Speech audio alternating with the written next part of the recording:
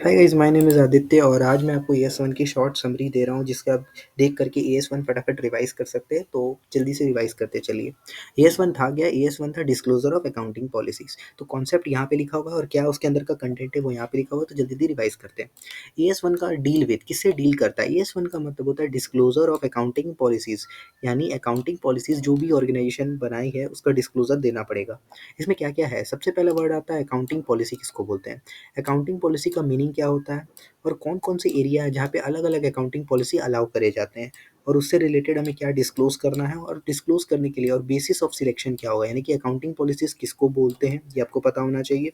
इसका मीनिंग क्या होता है? अकाउंटिंग पॉलिसीज मतलब accounting principles and method of applying those accounting principles.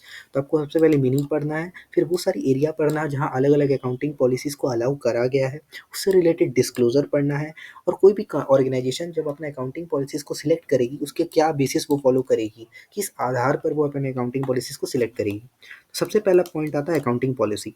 Accounting policy में क्या कहता है? सबसे पहले देखिए, एक अकाउंटिंग पॉलिसीज मतलब होता है specific accounting principles and methods of applying those principles adopted by an entity in the preparation of financial statement. यानी कोई भी एंटिटी खुद कौन सा अकाउंटिंग प्रिंसिपल्स फॉलो कर रही है स्पेसिफिक, यानी कि टाटा खुद क्या अकाउंटिंग प्रिंसिपल्स फॉलो कर रही है, रिलायंस खुद क्या अकाउंटिंग प्रिंसिपल्स फॉलो कर रही है और क्या मेथड अपनाती है उन प्रिंसिपल्स को फॉलो करने के लिए, उसको अकाउंटिंग पॉलिसी बोला जाता है।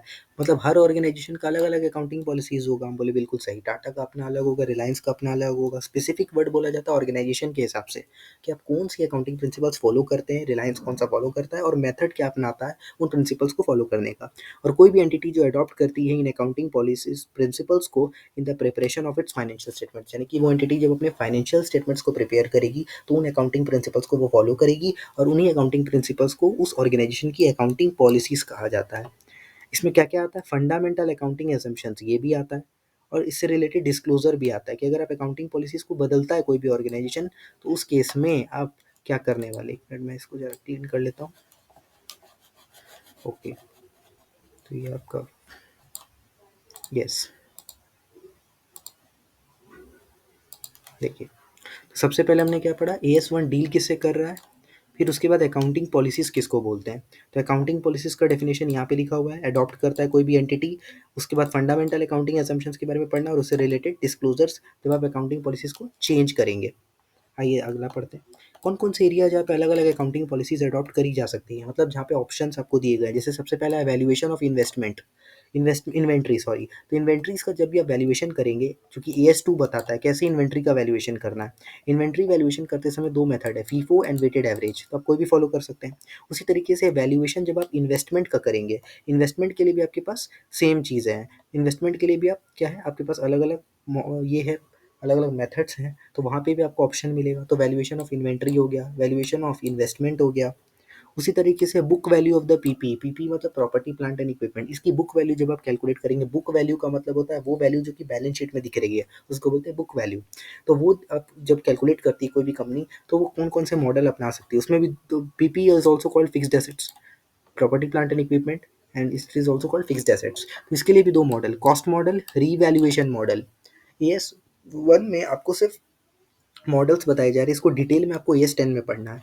AS1 इतना ही कवर कर रहा है कि कौन-कौन से एरिया जहाँ पे अलग-अलग अकाउंटिंग पॉलिसीज अडॉप्ट करी जा सकती है। तो valuation of inventory, valuation of investment and calculating the book value of the property plant and equipment. Accounting for government grant जिसको AS12 कवर करता है। यहाँ पे भी आपको ऑप्शन दिए गए हैं कि सरकार की तरफ से जो आपको ग्रांट मिलता है उसको भी आप कैसे बुक्स में प्रेजेंट कर सकते हैं, उसके भी अलग-अलग तरीके हैं। हर ऑर्गेनाइजेशन अपना फॉलो करेगी, क्या करना है उसे। उसका अब उसको कैसे प्रेजेंट किया जाता है फाइनेंशियल स्टेटमेंट्स के अंदर, क्या ऑप्शंस दिए गए हैं वो यहाँ पे कवर नहीं हो रहा है। वो आपको स्पेसिफिकली उन स्टैंडर्ड्स को पढ़ के ही कवर होगा। तो आपको उन स्टैंडर्ड्स को पढ़ना होगा, AS12 पढ़ना होगा, AS2 पढ़ना होगा, तब आपको पता चलेगा। AS1 सिर्फ इतना बता रहा है कौन कौन से एरिया जहाँ पे अलग अलग अकाउंटिंग पॉलिसीज अडॉप्ट करी जा सकती है। Valuation of inventory, valuation of investment, book value of the property plant and equipment, accounting for government grants. अगला है treatment of foreign exchange difference, यानी फॉरेन एक्सचेंज रेट के कारण जो डिफरेंस अराइज होता है जिसको AS11 कवर करता है, उसका ट्रीटमेंट क्या होगा बुक्स ऑफ अकाउंट्स में।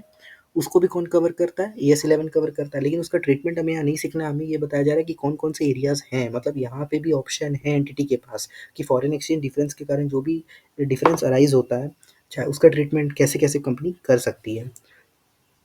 तो अगर आप एएस पढ़ चुके हैं सारे के सारे, तो आपको पता होगा कि फॉरेन एक्सचेंज डिफरेंस का क्या करना है। गवर्नमेंट से जो ग्रांट हमको मिलता है, जिसको monetary grant, non monetary government grant, बहुत सारे ग्रांट्स मिलते हैं, उसका हमें क्या करना है, वो सारा का सारा स्पेसिफिकली उन स्टैंडर्ड्स को पढ़ करके समझ में आ जाएगा। यहाँ पे सिर्फ बताया जा रहा है कौन कौन से एरिया है जहाँ पे अलग अलग अकाउंटिंग पॉलिसीज अडॉप्ट करी जा सकती है। यहाँ पे कौन कौन से आपके पास एरियाज है। सबसे पहला क्या आया, सबसे पहला आ गया valuation of inventory. Second point is valuation of investment. Next point is book value of the property plant and equipment. Second point and next point is accounting for government grants and last is treatment of foreign exchange difference. ये वो सारी area जहाँ पे आप अलग अलग accounting policies को adopt कर सकते हो। तो क्या क्या पढ़ा, AS1 में अकाउंटिंग पॉलिसीज किसको बोलते हैं वो सब समझ में आ गया। कौन कौन से एरिया जहाँ पे अलग अलग अकाउंटिंग पॉलिसीज अडॉप्ट कर सकते हैं वो भी समझ में आ गया। अगला है selection of accounting policies. Accounting policies कोई भी ऑर्गेनाइजेशन सिलेक्ट करेगी तो सबसे पहले क्या इस चीज़ का ध्यान रखेगी, प्राइमरी कंसिडरेशन मतलब फर्स्ट पॉइंट, पहला चीज़ जो ध्यान रखेगी कोई भी एंटिटी, वो है ट्रू एंड फेयर व्यू। यानी कि एएस फॉलो करो, जनरली एक्सेप्टेड अकाउंटिंग प्रिंसिपल्स को फॉलो करो और विद इन दी लॉ सारे एएस को प्रिपेयर करके अकाउंटिंग पॉलिसीज सिलेक्ट करो। सेकेंडरी कंसिडरेशन यानी कि दूसरी चीज़ें, प्रूडेंट रहो। प्रूडेंट का मतलब होता है सारे फ्यूचर में जो भी अनसर्टेनिटीज आएगी उनकी अकाउंटिंग पहले कर दो, ताकि प्रॉफिट्स ओवर स्टेट ना हो, एसेट्स आपके अंडर स्टेट ना हो, लाइबिलिटीज ओवर स्टेट ना हो। सब्सटेंस ओवर फॉर्म भी होता है, यानी कि सब्सटेंस जो होता है उसके हिसाब से आप ट्रांजेक्शन जो भी हो रहा है उसको आप पहले रिकॉर्ड करो, लीगल फॉर्म बाद में रिकॉर्ड करना। मटीरियलिटी मतलब मटीरियल आइटम्स का डिस्क्लोजर करो। यानी कि सिलेक्शन ऑफ अकाउंटिंग पॉलिसीज के लिए true and fair view, prudent, substance over legal form और मटीरियलिटी, ये सारी की सारी चीज़ें इंपॉर्टेंट है। मटीरियलिटी मीन्स मटीरियल आइटम्स का disclosure in the financial statement. Material items मतलब वो आइटम्स जिनके डिस्क्लोजर से शायद users of the financial statement यानी कि इन्वेस्टर हो गया, टैक्स अथॉरिटीज हो गई, जो फाइनेंशियल स्टेटमेंट्स को पढ़ती है, अगर वो आइटम्स उस फाइनेंशियल स्टेटमेंट्स में डाले जाते तो शायद उन यूजर्स का डिसीजन चेंज हो जाता। इसीलिए मटीरियलिटी, उन आइटम्स को मटीरियल आइटम्स कहा जाता है। तो क्या क्या कवर हो रहा है, AS11 deals with accounting policies, areas where different accounting policies can be adopted, selection of accounting policies. अगला है डिस्क्लोजर ऑफ अकाउंटिंग पॉलिसीज। बता जितना भी सिग्निफिकेंट अकाउंटिंग पॉलिसीज है जो कोई भी ऑर्गेनाइजेशन फॉलो कर रही है, जो सिग्निफिकेंट है उसका डिस्क्लोजर आपको देना पड़ेगा। मतलब कोई भी अकाउंटिंग पॉलिसीज जो भी ऑर्गेनाइजेशन फॉलो करती है और जो कि सिग्निफिकेंट है, काफ़ी इंपॉर्टेंट है, उसका डिस्क्लोजर देना पड़ेगा कहाँ पे, नोट्स टू अकाउंट्स के अंदर। और ये फाइनेंशियल स्टेटमेंट्स का भी पार्ट बनता है। और disclosures are not a remedy of wrong treatment. अगर कोई एंटिटी है जिसने गलत ट्रीटमेंट दे रखा है, गलत ट्रीटमेंट उसने कर रखा है, लेकिन उसने उस चीज़ का डिस्क्लोज अच्छा से किया नोट्स टू अकाउंट्स के अंदर, तो क्या ये सही है? Answer is no sir. आपने डिस्क्लोजर तो दिया, लेकिन गलत ट्रीटमेंट करके और उसका डिस्क्लोजर दे देना क्या काफ़ी होने वाला है? Answer is no sir. वो काफ़ी नहीं होने वाला है, आपको करेक्ट ट्रीटमेंट करना पड़ेगा, फिर डिस्क्लोजर देना पड़ेगा। यानी कि जो भी अकाउंटिंग पॉलिसीज कोई भी ऑर्गेनाइजेशन फॉलो करेगी उसका डिस्क्लोजर चाहिए हमें तुरंत नोट्स टू अकाउंट्स के अंदर।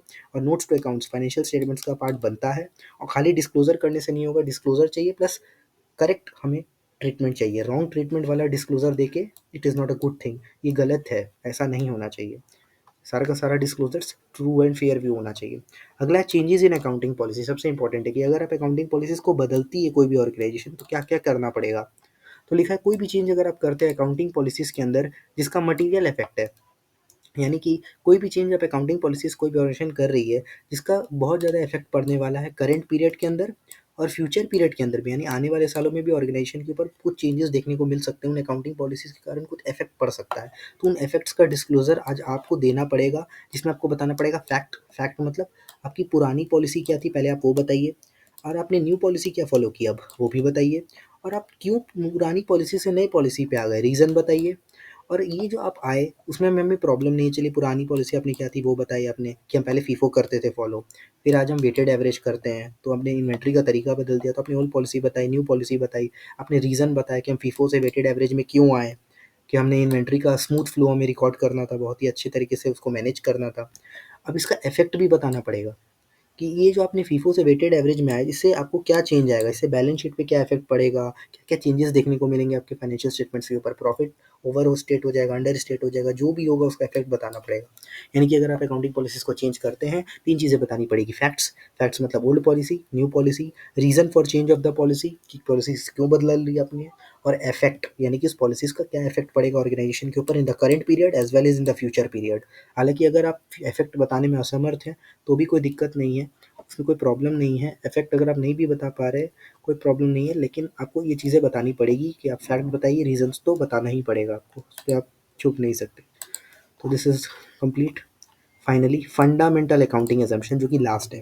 फंडामेंटल अकाउंटिंग में हम 3 चीज़ें हैं, जी, सी और ए, यानी कि जीसीए। जीसीए मतलब गोइंग कंसर्न, कंसिस्टेंसी और अक्रूवल, 3 चीज़ें हैं जिसको बोलते हैं फंडामेंटल अकाउंटिंग एजम्पशन। फंडामेंटल जो कि बहुत इंपॉर्टेंट है। अगर आप इन 3 चीज़ों को फॉलो कर रहे हैं तो आपको कोई डिस्क्लोजर देने का ज़रूरत नहीं है, क्योंकि एज्यूम किया जाता है कि आप फॉलो कर रहे हैं। अगर आप फॉलो कर रहे हैं तो आपको कोई डिस्क्लोजर देने का ज़रूरत नहीं है, लेकिन अगर आप फॉलो नहीं कर रहे हैं तो आपको बताना पड़ेगा कि फैक्ट्स, यानी कि क्यों नहीं फॉलो कर रहे हैं आप।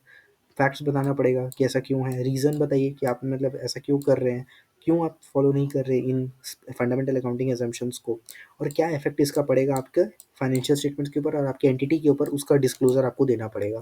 तो 3 चीज़ें, गोइंग कंसर्न मतलब मेरा फ्यूचर, मेरा इनफाइनाइट पीरियड के लिए मेरा बिजनेस कंटिन्यू करेगा। कंसिस्टेंसी मतलब अकाउंटिंग पॉलिसीज जो भी मैंने सिलेक्ट की हुई थी इन द लास्ट ईयर, वही करंट ईयर के अंदर भी है, मैंने कुछ चेंजेस नहीं किए हैं, कंसिस्टेंटली मैंने सेम अकाउंटिंग पॉलिसीज को फॉलो किया है। और अक्रूवल मतलब एक्रूवल बेसिस पे मैं अपने अकाउंटिंग को करता हूँ, कैश बेसिस पे नहीं करता। तो ये तीनों है फंडामेंटल अकाउंटिंग एजम्पशंस। अगर आप इसमें चेंजेस कर, अगर आप इसको फॉलो करते हैं तो डिस्क्लोजर मत दीजिएगा नोट्स टू अकाउंट्स के अंदर, लेकिन अगर आप फॉलो नहीं करते हैं तो आपको बताना पड़ेगा कि जैसे आप कंसिस्टेंसी फॉलो नहीं कर रहे हैं, आपने लास्ट ईयर कुछ अकाउंटिंग पॉलिसी रखा था, आज कुछ आपने फॉलो किया, तो आपको बताना पड़ेगा फैक्ट्स। ओल्ड पॉलिसी क्या थी वो बताइए, न्यू पॉलिसी क्या थी वो बताइए, रीज़न क्यों पॉलिसी आपने बदल दिया, और इफेक्ट क्या पड़ेगा इसका आपके फाइनेंशियल स्टेटमेंट्स के ऊपर, ये आपको बताना पड़ेगा। तो ये था फंडामेंटल अकाउंटिंग एजम्पशन। तो होप्स आपको क्लियर हो गया होगा ये सारा का सारा। तो अभी हम लोग देख लेते हैं कि हमने क्या क्या पढ़ा जल्दी से एक बार। तो सबसे पहले हमने पढ़ा AS11 किससे डील करता है। AS11 किससे डील करता है, AS11 किससे डील करता है वो हमने समझ लिया। अकाउंटिंग पॉलिसीज किसको बोलते हैं, AS11 किससे डील करता है, कौन कौन से एरिया है जहाँ पे अलग अलग अकाउंटिंग पॉलिसीज को अडॉप्ट करा जा सकता है। अकाउंटिंग पॉलिसी सिलेक्ट करने के लिए कोई भी ऑर्गेनाइजेशन क्या बेसिस को फॉलो करती है, उसका डिस्क्लोजर देना पड़ता है। अगर changes in the accounting policies करते हैं तो क्या करना पड़ता है, और लास्ट में फंडामेंटल अकाउंटिंग असम्पशन। तो this is complete of AS1।